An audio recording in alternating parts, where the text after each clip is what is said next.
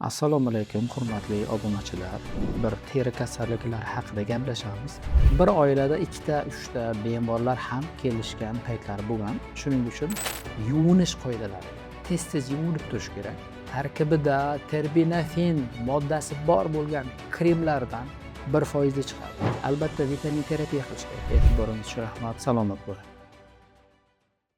Assalomu alaykum, hurmatli obunachilar. Yaxshimisizlar? Bugun bir teri kasalliklari haqida gaplashamiz. Kosmetologik nuqson deb ham qaraladi gohida.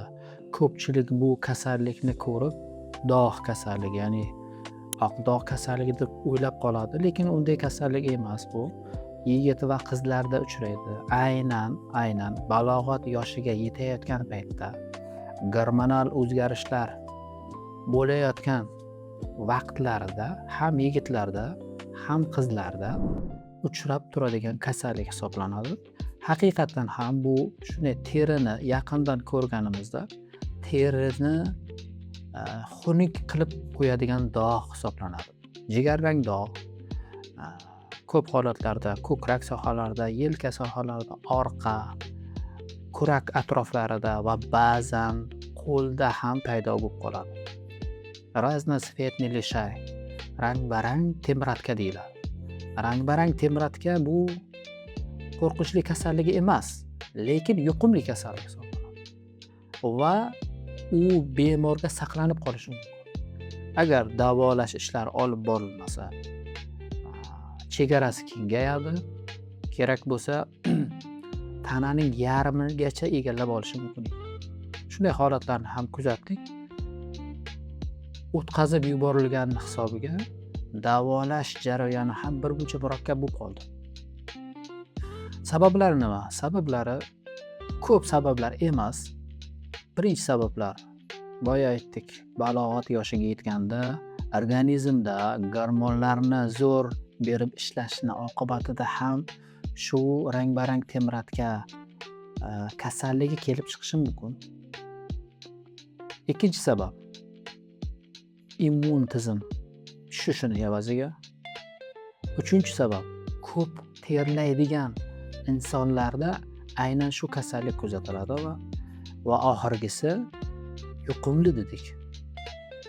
Kiyimlardan foydalanganda va shu kasallikka chalingan bemorning sochiqlaridan foydalanganda yuqib qolish xavfi bor ekan. Sababi bir oilada 2 ta, 3 ta bemorlar ham kelishgan paytlari bo'lgan. Shuning uchun yuqumlilik holati mavjud. Sababi bu kasallikni zamburug'lar qo'zg'atadi.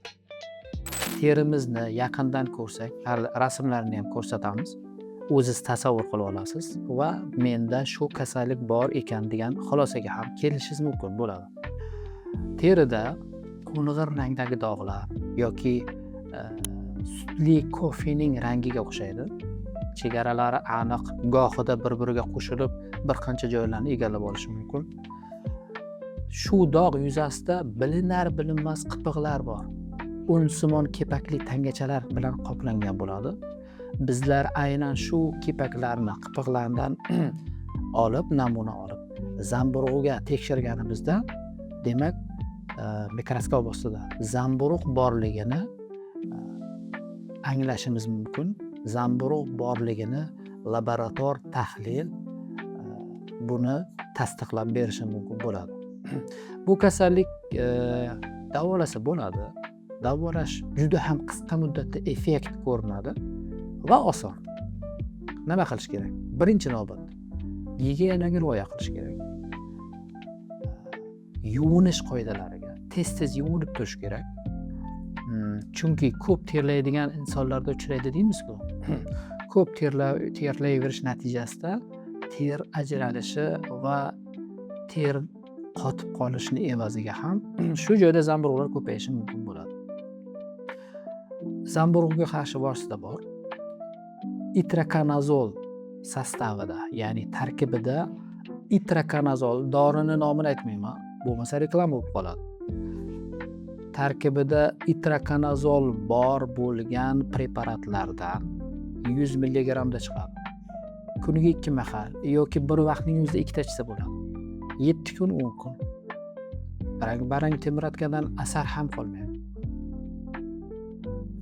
Yodning 3% bor.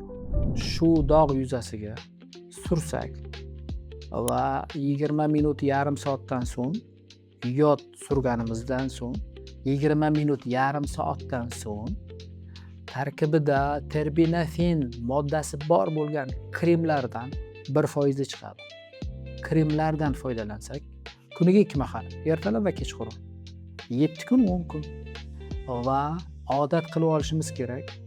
Har doim yuvinganimizda ketokonazol bo'lgan, ya'ni tarkibida ketokonazol bo'lgan shampunlardan foydalansak, rang-barang temiratkadan asar ham qolmaydi.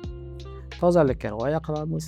Ichki kiyimlarimizda tez-tez yuvib, dazmollab foydalansak, rang-barang temiratka yaqinlashmaydi.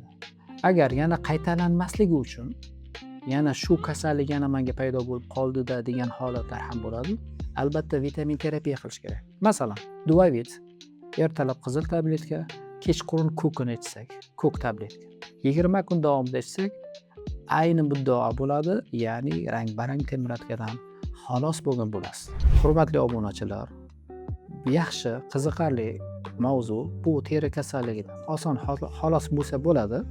Yuqorida aytgan tavsiyalarimga amal qilsangiz, hattoki shifokorga bormasdan ham davolansa bo'ladi.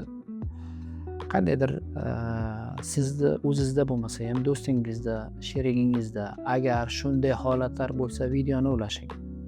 Manfaatli bo'lsin va shifo topsin asosiysi. Sizlar bilan men dermatolog Jafar Saripov bo'ldi. E'tiboringiz uchun rahmat. Salomat bo'ling.